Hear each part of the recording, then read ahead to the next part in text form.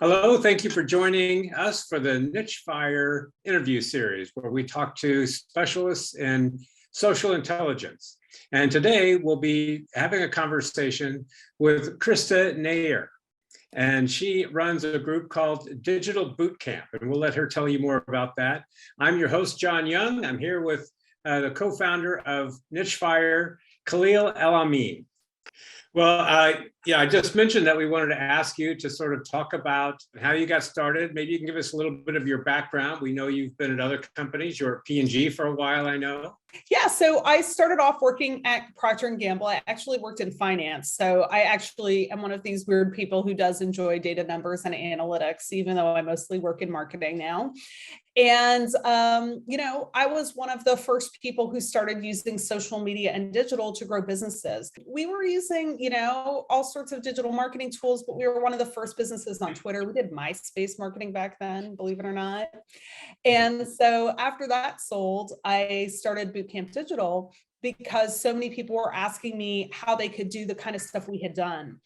And so my unique background, having sort of the big brand and traditional marketing background, as well as understanding these emerging social and digital tools, put me in a bit of a unique space to help businesses grow. I've been working with businesses through Bootcamp Digital to help them get better results from their digital efforts. And so we work with, the biggest global companies you've heard of. P&G has been a client we work with, and we really help them accelerate their results from digital. What we really focus on is capability building, right? So what I realized, so when I started helping businesses, I did a little bit of agency work, like people could pay me to do it for them. And I did a little bit of sort of training and consulting and coaching.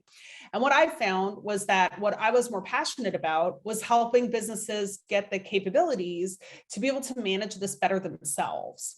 And so that's really what our focus is on, is helping businesses, of any size, be able to handle this themselves better.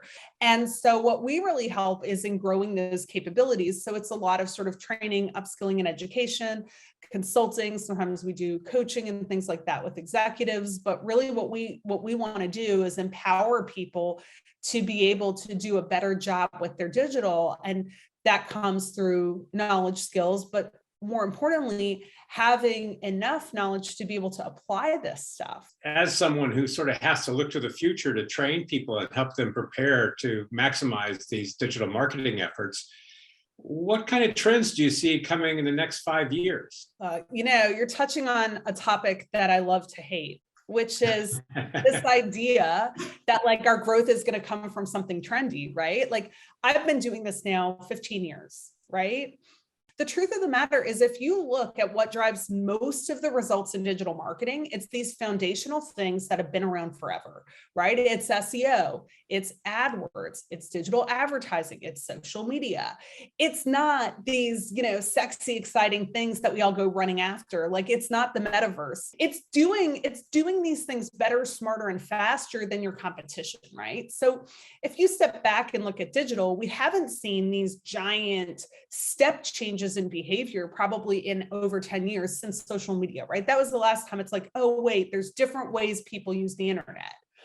But even then, 10 years ago, how you would basically market on Twitter is the same things you do now, right? There's a few different things, but I think, if your question really is, how do I best grow my business over the next 5 years? My answer would be focus on the foundations. If it's really what are the trends in social media, of course, there's AI, there's the metaverse. I think influencer marketing is coming back around again in a strong way. Those are some of the trends that I see marketers becoming more interested in. Okay. And what about from an analytics and understanding point of view? You mentioned understanding where your competitors are and some of that. I mean, what about the tools that are emerging there and how is that changing the work? I mean, I think analytics is one of the big frontiers that remains in digital, right? If you think about, okay, what are we doing well broadly? What are we not doing well broadly? I think, what do we do well as marketers, as digital marketers, when I look at, from the smallest companies to the biggest companies? I think generally speaking, using the tools available to us, we're not 10 years ago where people are like, do I really need digital ads, right? We're using the tools. I think people are getting better at optimization and things like that. But definitely when it comes to analytics, I think there's still huge gaps there. There was a report that just came out that I read that actually said that data and analytics are the biggest skill gap amongst marketers, and it's actually widening. Most skill gaps narrow as more people learn this stuff, right? Digital analytics and data is widening. And I think a lot of people are still intimidated and don't know what to do with it. And so I think there's huge opportunities for businesses to do a better job at using data that's readily available to them to make smarter business decisions. I want to piggyback off of that before we move off of it and kind of tie it back to the previous question with trends. We all know that the platforms have changed and attention is being spent on more video, short video, TikTok type of content. Has there been any challenges in helping organizations understand this change in the content and actually getting insights from this content from the current tools? I mean, I think what most marketers can do right now is like evaluate content performance and see what performs well. They can make good judgments as to why and apply that going forward, right? Like if I look at my even below average knowledge level client, they'll analyze their Facebook posts and be able to see, oh, all my videos did best, I should make more videos, right? So I think people are there with that. I do think there's a tendency to hop on to trends though without really understanding them. Like TikTok's a perfect example, has 1.5 billion users. I mean, it's not just some fly by night thing. It's also not that new. It launched in 2016, by the way. But what we need to ask ourselves is, what is the best way to convey a business message via this platform, right? And I think when it comes to something like short video or should my business be on TikTok, what we have the tools to measure and are decent at is, were people responsive to it?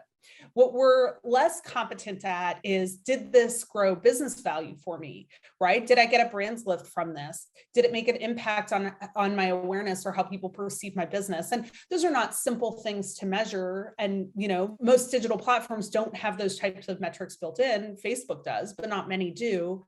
And so as a result, I think that's where we still have a gap in measurement and understanding new formats and things like that. But, at the same time, we can use some judgment. That's why we still have jobs that haven't been replaced by algorithms and robots yet, to say, okay, if 100,000 people watch this TikTok, was my business integrated in a relevant enough way that it's likely to add value, right? And so that's what I kind of see is I think consumer trends versus where businesses can play in them is really where the balance needs to happen, and finding a smart way to integrate your business into it. How does that relate back to the work you're actually doing, within Bootcamp Digital? How are you training people to think like that?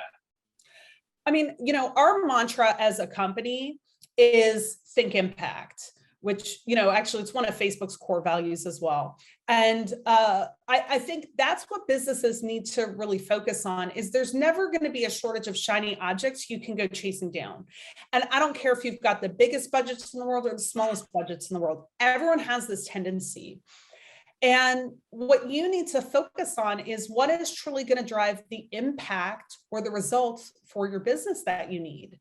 And that's how these new technologies and platforms and opportunities should be evaluated. And, the reason I think a lot of businesses struggle with choosing something like where to play and, not being everywhere is because, one, we have this idea that more is always better.